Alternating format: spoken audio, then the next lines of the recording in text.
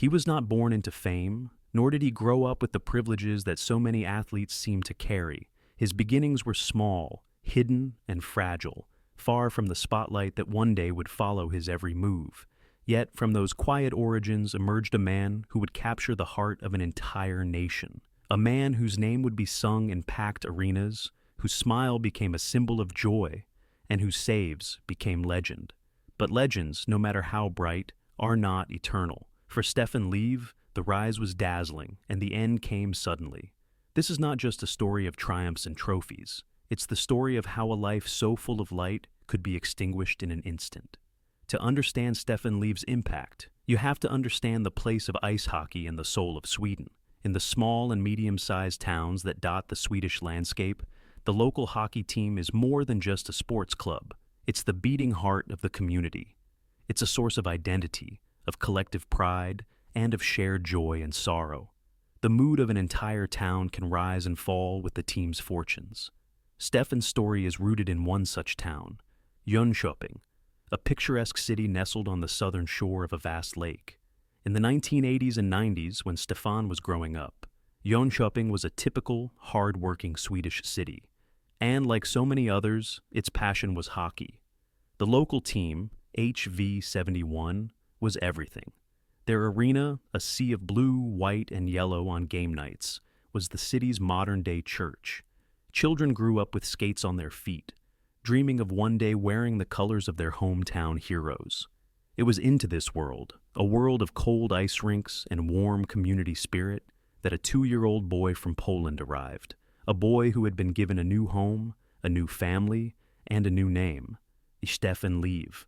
This community and this sport would not just welcome him, they would one day elevate him to the status of a legend. His story began in 1980 in Gdynia, Poland, where he was born Patryk Śliż.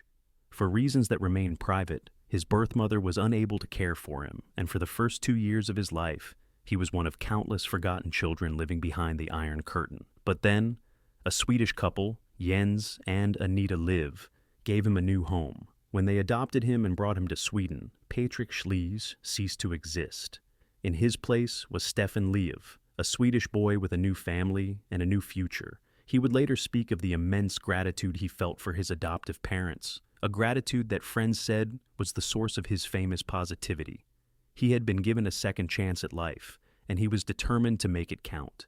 It wasn't long before he found his calling. Like so many of his friends, he was drawn to the local ice rink. He strapped on the bulky pads of a goaltender, the most demanding position on the ice. Because he wasn't the product of a formal goalie academy, his style was anything but conventional. While many goalies were adopting a robotic, technically perfect butterfly style, Stefan was a pure reactionary goalie, an acrobat on ice. He relied on explosive athleticism, freakish flexibility, and an uncanny ability to read the play, making spectacular saves that defied logic. His technique might have frustrated coaches, but it made fans leap to their feet. He rose rapidly through the youth system of his hometown club, HV71, and in the 1999 to 2000 season, at just 19 years old, he made his debut in the Elitserien, Sweden's top professional league, one of the best in the world outside of the NHL. It didn't take long for him to seize the starting job. He became the face of the franchise, the local boy who played with a passion that mirrored that of the fans in the stands. His defining moment, the season that turned him from a local star into a national legend, was in 2004. HV71, a team known for its grit and determination, but often overshadowed by wealthier clubs with deeper rosters, had assembled a squad of hard-working players who embodied the underdog spirit. They navigated a grueling regular season in the Swedish Elite League, finishing with enough points to secure a playoff spot, but far from being favorites. The postseason began with HV71 facing stiff competition in the early rounds, where they dispatched opponents through a combination of tenacious defense, opportunistic scoring, and, crucially, Stefan Liv's stellar goaltending. Liv, at just 23 years old, had already shown flashes of brilliance in prior seasons, but this playoff run demanded consistency under escalating pressure. Game after game, he faced barrages of shots from skilled forwards, using his quick reflexes and sharp positioning to keep his team in contention. His ability to read the play, anticipate shots, and make acrobatic saves became the backbone of HV71's strategy, allowing their forwards to take calculated risks knowing Liv had their back. As the playoffs progressed, HV71 upset higher-seeded teams, building momentum and capturing the imagination of Swedish hockey fans. The semifinals were a hard-fought series against a veteran-laden opponent, where Liv's performance in overtime thrillers, stopping breakaways and penalty shots, propelled them forward. This set the stage for the league finals against Färjestad BK, a perennial powerhouse from Karlstad that had dominated the league for years. Färjestad boasted a lineup stacked with international stars, including experienced NHL returnees and top European talents, making them heavy favorites. Their offense was potent, averaging over 3 goals per game in the playoffs, and their defense was disciplined, rarely giving up easy chances. The series promised to be a clash of styles. Färjestad's polished, high-skill approach versus HV71's blue-collar resilience. The finals unfolded as a brutal, back-and-forth series, with each game a testament to the physical and mental toll of elite hockey. Game 1 saw Färjestad strike first, winning on the road, with a late power play goal that slipped past Liv despite his valiant efforts.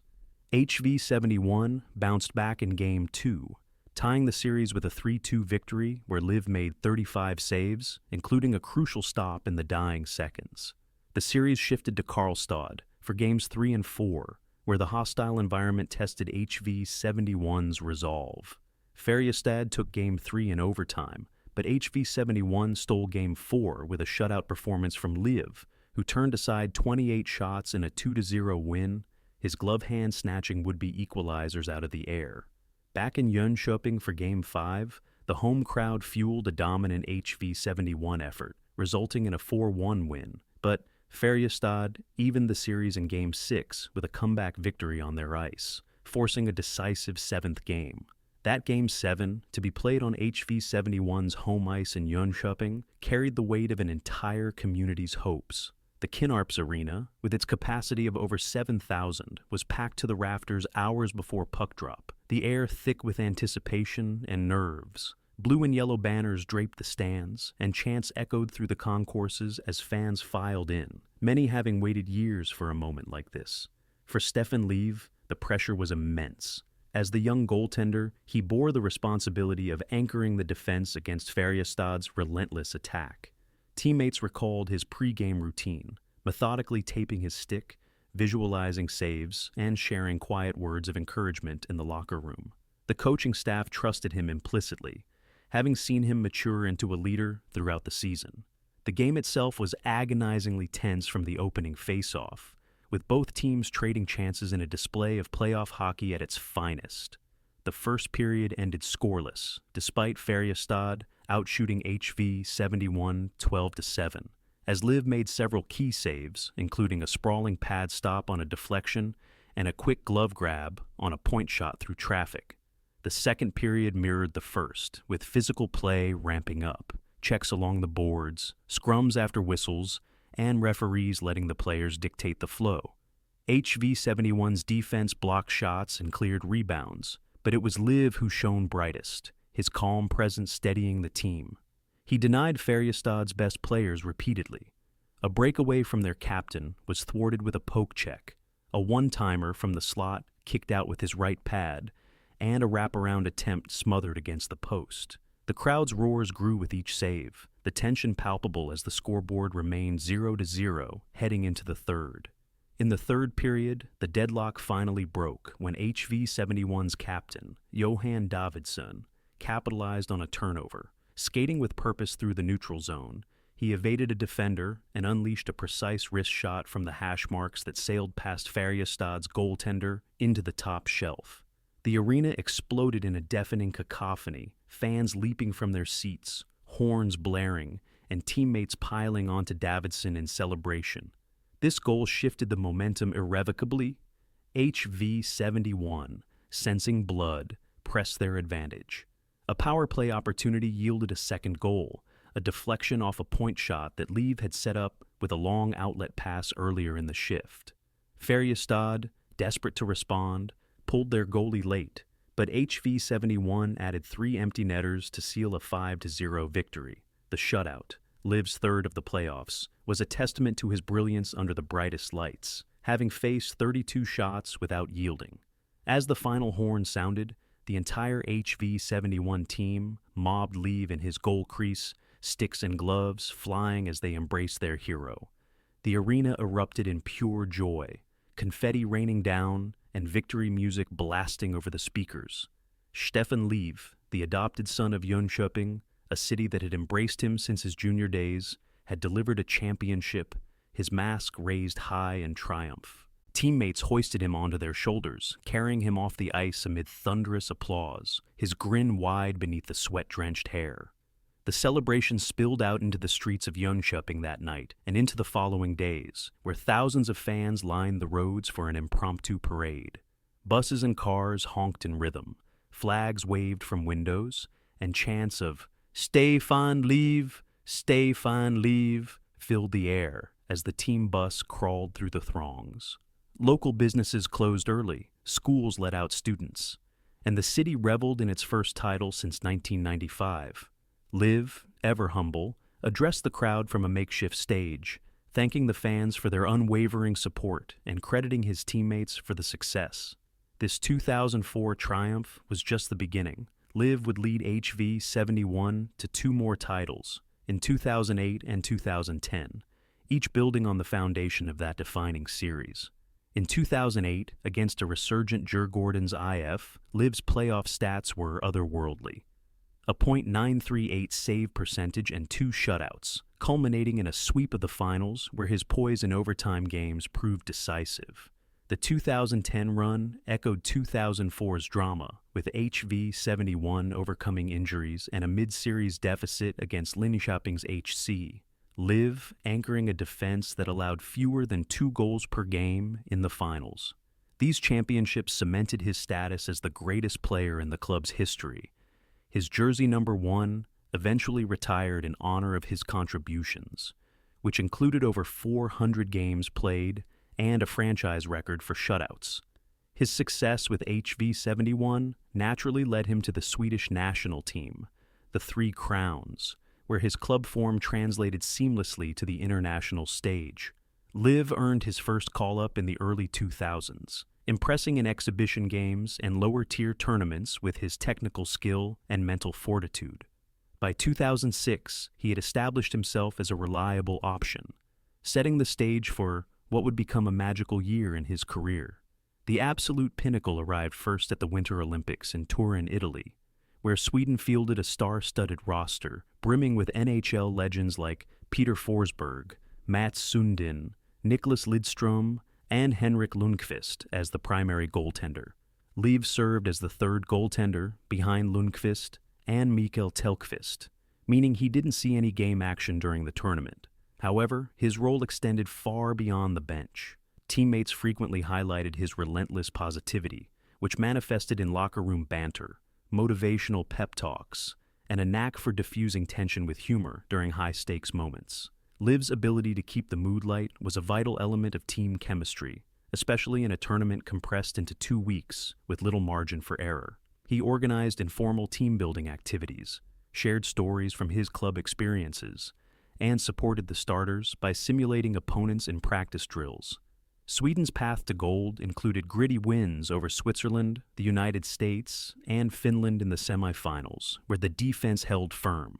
The final against Finland was a 3-2 nail-biter, with Sundin scoring the winner late in the 3rd. As the buzzer sounded, Liv joined the on-ice celebration, his Olympic gold medal a symbol of collective achievement. Returning home, he was greeted as a hero, parades in Stockholm featuring the team, and his medal displayed proudly in Jönköping. Just a few months later, the momentum carried into the World Championships in Riga, Latvia, where the dynamics shifted dramatically for Liv. No longer a backup, he was named the starting goaltender, entrusted with the responsibility of leading Sweden's defense against the world's best. The tournament format, a round-robin preliminary round followed by playoffs, demanded endurance, and Liv delivered from the outset. In group play, he posted a .925 save percentage, backstopping wins over strong teams like Canada and Russia. His quick lateral movement and rebound control frustrating snipers. The quarterfinals and semifinals were masterclasses. A 5-4 overtime thriller against the United States where Liv made 40 saves, including 3 in the extra frame, and a shutout against Finland in the semis. The final pitted Sweden against the formidable Czech Republic, a team loaded with NHL talent like Jaromir Jagr and Tomáš Vokun in net. The game was a defensive battle, but Sweden struck first on a power play goal, followed by 2 more in the second period. Liv was impenetrable, turning aside 25 shots with a series of highlight reel saves, a glove stop on a Jagr slap shot, a pad save on a redirection, and a desperate poke check in the crease. The third period saw Sweden add an empty netter for a 4-0 victory, Liv earning the shutout and tournament MVP honors for his efforts. Winning both Olympic and World Championship gold in the same year is one of hockey's rarest feats. Stefan Liv had done it, cementing his place as a legend of Swedish hockey. But behind the famous smile of the public hero was a quiet search for his own origins. He had a wonderful life with his adoptive parents, whom he adored, but he was still curious about the life he'd left behind in Poland. In his 20s, with the help of a Polish journalist, he made contact with his biological mother. He traveled to Poland to meet her. It was, by all accounts, an emotional and complex reunion. He learned he had a biological brother and gained a new understanding of the difficult circumstances of his birth. It wasn't a search for a new family, but for a missing piece of himself. He later said the meeting brought him peace, a deeply personal journey that allowed him to connect his past with his present and add another layer of depth to the man everyone thought they knew. He briefly pursued the ultimate dream of playing in the NHL, spending a season in North America. While he played well in the minor leagues, he never got the call up to the main roster. It wasn't a failure, but a difficult professional challenge. He returned to Europe, eventually seeking a new test in Russia's wealthy and highly competitive Continental Hockey League, KHL. He signed with Sibir Novosibirsk, a team from the heart of Siberia, far from the glamour of the NHL or the comfort of his Swedish home. It was a true test of his character, but Stefan embraced the challenge. He quickly became a fan favorite, adored for his spectacular play and his ever-present smile.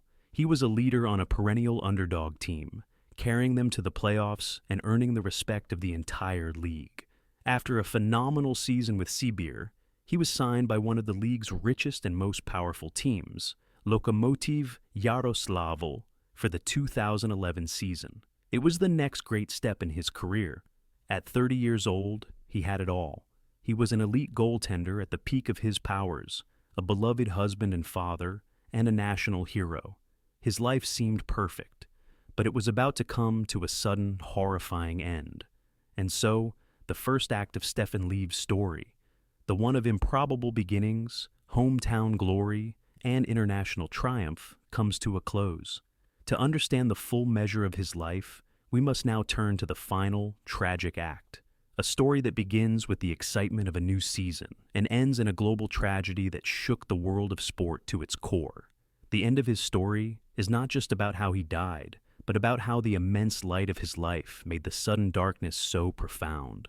The Lokomotiv Yaroslavl team that assembled for the 2011 season was more than just a hockey club. It was a European all-star team. Their roster was a testament to the KHL's global reach, filled with decorated veterans from the NHL and the best players from across the continent.